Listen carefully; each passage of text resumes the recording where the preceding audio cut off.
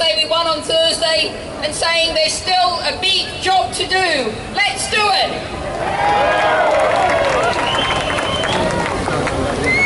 But what we also have to do today, whenever we're thinking about Syria, is we have to think about up to 8 million people in Syria whose lives are at risk. There are 1.5 million refugees in neighbouring countries who need food, who need shelter, who need support. And we absolutely must, first of all, when they're thinking about Syria, say this is a humanitarian situation and the British government should be focusing on, first of all, that humanitarian situation. We need to work to force the UN to say, how can we protect those refugees? How can we keep them safe? How can we put safe channels in for them to escape from the fighting, get out of Syria? And we need to say to the UN, we have to work for a ceasefire in Syria. We don't need more weapons, we need a ceasefire. Now there is one thing I agree with President Obama on. He said we cannot accept a world where women and children and innocent civilians are gassed on a terrible scale. And that is absolutely right. But we do not know what happened that day on August 21 in that Damascus suburb. And we cannot act on what we think we want to know that happened. And there's simply no evidence that a US missile strike would have any effect beyond ramping up the conflict. That's what we're going to do if we have a US missile strike. It must not happen. Now we've already had reference to Lord Ashdown, the Lib Dem, who says, I'm going to read the whole lot out. Call me an old warhorse if you wish. All right. But I think our country is greatly diminished by the vote. The special relationship with the US is seriously damaged, and Britain is now more isolated. Well, I've got a message for Lord Ashdown.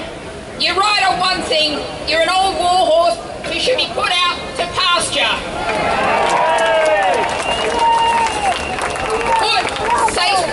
Safely, peacefully out to pasture where you can't do any more damage. Now, the vote on Parliament this week was a big step forward, but you all know that this is only the start. I've got a 3-point plan here to suggest to the British Parliament. Step 1, there's going to be next month in London the world's biggest arms fair. Let's call off the London Arms Fair.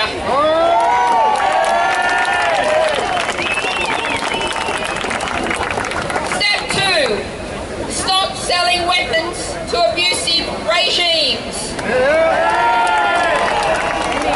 We've got a £12 billion arms industry that's been selling weapons to Syria, President Assad, that's selling weapons to Saudi Arabia, that dreadfully abusive regime, selling weapons around the world. Let's stop selling those weapons. Let's stop making those weapons and make the world a safer place.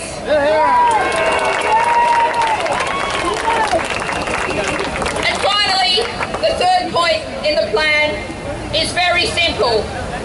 Let's get rid of Trident nuclear weapons.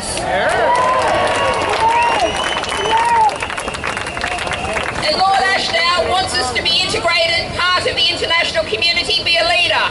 If we got wind of our nuclear weapons, then we'd really be a leader for the international community. The fact is, there is a way forward in Syria. It's a very difficult route. It's a route that involves UN talks, it involves regional talks, and it involves reference of whatever happened in that Damascus suburb to the International Criminal Court. That's what Caroline Lucas, the Green MP, called for in Parliament, and it's what we should all call for today. But we have to take that difficult route to find ways to safety, to a ceasefire, for a way forward in Syria, a peaceful way forward in Syria. It's the difficult route, but it's the right route for Syria's future. Bombing is the wrong route. The British Parliament, democracy, said that this week.